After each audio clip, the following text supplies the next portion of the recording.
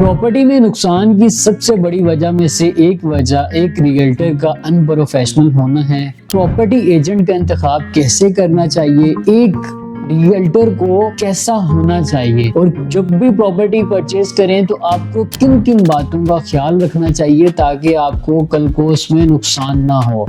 चंद अहम टॉपिक्स हम वीडियो के जरिए आपको पैगाम देंगे जिसमें सारी चीजें आपके साथ बयान करेंगे। अस्सलाम वालेकुम जी। तो नाज़रीन, आज का टॉपिक सबके लिए बहुत अहम है, जो बहरिया में क्या बल्कि ऑल ओवर पाकिस्तान में बात करें तो जो बंदे प्रॉपर्टी परचेज करते हैं या उसको सेल आउट करते हैं। खैर पीक के टाइम में जो भी आपको मिलता है बंदा, जो भी एजेंट मिलता है, आप उसके साथ आगे डील कर लेते हैं। लेकिन हमारी आज का जो टॉपिक है, वीडियो का मकसद ये है कि हम आपको बताएं कि आपने जब भी रियल एस्टेट एजेंट का इंतखाब कर रही हैं तो किस तरह से उसका इंतखाब करना चाहिए। तो आज मैं आपके साथ चंद अहम टॉपिक्स लेकर आया हूँ। अगर आपने आज इन टॉपिक्स पे, इन टिप्स से आपने अमल कर लिया तो आप यकीन करें कि आपको कभी भी प्रॉपर्टी लेते वक्त और ना बेचते वक्त कभी भी नुकसान नहीं होगा। क्योंकि इसमें होता ही है कि अक्सर हमारे जो डीलर हजरात भाई होते हैं वो अपने कुछ लालच के चक्कर में या कमीशन के चक्कर में अगले बंदे का सॉरी टू से बेड़ा गर्क कर देते हैं। लेकिन मैं आपको ये चीज़ें ऐसी बताऊंगा, इस पे आप अमल करेंगे तो आपको हर चीज़ का पता चलेगा। आपकी करंट मार्केट की सिचुएशन क्या चल रही है, आपकी प्रॉपर्टी आपको बाय करना चाहिए, आपको सेल आउट करना चाहिए। तो ये मैं कहता हूँ कि आप मेरी ये वाली वीडियो देख लेंगे ना तो आपको, और इन टॉपिक्स पे आप अमल करेंगे, आपकी बहरिया टाउन में नहीं बल्कि किसी भी जगह पे आपकी प्रॉपर्टी है, पंजाब में कहीं पर भी आप कभी भी नुकसान नहीं खा सकते। चले जी, हम अब टॉपिक शुरू करते हैं। रियल्टर, ब्रोकर और एडवाइजर, यानी कि आपका एक एजेंट है, आपका एक रियल्टर है, आपका ब्रोकर है, तो वो कैसा होना चाहिए।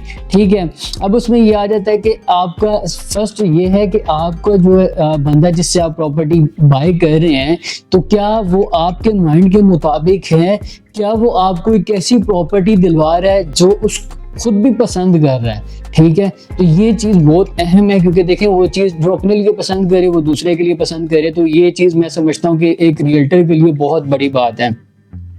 अब आफ्टर सेल सर्विसेज आती हैं। आफ्टर सेल सर्विसेज में आता है कि अगर आप कोई ऐसी चीज़ सेल कर रहे हैं जो आपके कस्टमर के लिए मुस्तकबिल में बहुत वो फ़ायदेमंद साबित हो सकती है, लेकिन डीलर हजरात ये हमारे ऐसे होते हैं, वो अपने कमीशन के चक्कर में या कोई पैसों की नीड होती है तो कस्टमर को कहते हैं कि यार ये आपकी प्रॉपर्टी जो है ना, आप इसको बेच दें, आपको ये खड्डे का प्लॉट है, ये डिफरेंट जो भी मंजन वगैरह जो भी मामलात होते हैं।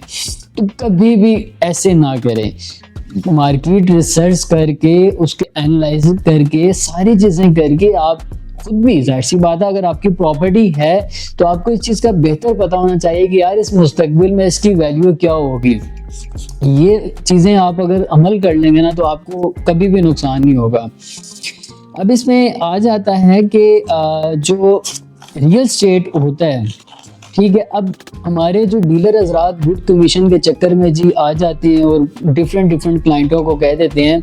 अब इसमें जो आपका एजेंट होता है ना, उसमें एक और चीज़ भी देखा करें कि आप ये जो टाइम है, ठीक है, यानी कि फॉर एग्जांपल मैं आपका एजेंट हूँ, ठीक है, अब मैं आपको कहता हूँ कि सर ये वाला जो टाइम है ना, ये इन्वेस्ट का टाइम है। इस टाइम मार्केट के अंदर बहुत अच्छी चीज़ें चांस डील के मुताबिक हमारे पास आ रही हैं, तो इसको हम परचेज कर लेते हैं। ठीक है, और जब पीक का टाइम होगा तो ठीक है, बेनिफिट के साथ, अपनी प्रॉफिट के साथ चीज़ें निकाल देंगे।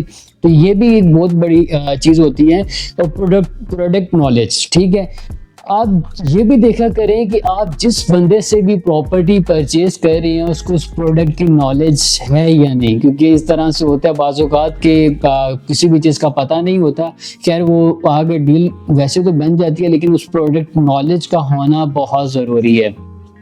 ऑलवेज वैल्यूज कस्टमर, हमेशा से अपने कस्टमर को वैल्यू देनी चाहिए और उसको बताना चाहिए कि सर ये जो टाइम है ना और बिल्कुल कैसा है, क्या सिचुएशन चल रही है, हमारी पॉलिटिकल सिचुएशंस कैसी चल रही है, और हमारे और हमेशा से कस्टमर को मैं समझता हूँ कि आपको एक अच्छी चीज़ बतानी चाहिए और जेन्युइन बात करनी चाहिए, क्योंकि कुछ लोग होते हैं गोल मोल बात करके जी इसमें अपना मंजन तो बेच देते हैं, लेकिन खैर अगले बंदे को ये होता है कि यार चलें आज हमने प्रॉपर्टी परचेज कर ली है। बाज़ औक़ात हमारे कुछ डीलर हजरात जो हैं वो चीज़ें बेच के अपना मंजन बेच के निकल जाते हैं, ठीक है। बाद में जिस बंदे ने वो प्रॉपर्टी परचेज की भी है तो वो बाद में नुकसान उठा रहा होता है कि यार ये मैंने क्या कर दिया।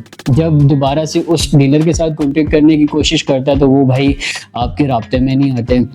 तो ये चंद एक चीज़ें हैं प्रॉपर्टी परचेज करने की और प्रॉपर्टी सेल आउट करने की, ठीक है। तो सारा सिनेरियो आपके पास है, आप माशाल्लाह से आप खुद समझदार हैं। जो बंदा प्रॉपर्टी बेच रहा है या प्रॉपर्टी परचेज कर रहा है उसको हर चीज़ की नॉलेज है, ठीक है।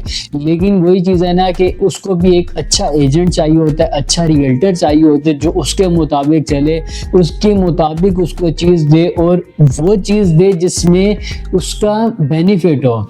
जिस दिन आपने ये चीज़ें अपना ली, ठीक है, चाहे वो पीक का टाइम है, चाहे वो मार्केट के बुरे हालात हैं, तो जब ये चीज़ें एक डीलर सोचना शुरू कर देगा ना अपने कस्टमर के लिए, यानी कि घर वाली बात के तौर पे, यानी कि यार मैं अच्छी चीज़ दूँ हमेशा से, तो ये जिस दिन हो गया ऐसा बंदा एक आपको मिल गया तो आप यकीन करें ज़िंदगी में कभी भी प्रॉपर्टी बेचते वक्त खरीदते वक्त नुकसान नहीं खा सकते। तो मज़ीद आपकी कोई भी क्यूरी हो किसी भी हवाले से तो आप एनी टाइम जो है हमारे स्क्रीन पर जो नंबर है इस पर कॉन्टेक्ट कर सकते हैं। थैंक यू, अल्लाह हाफिज़।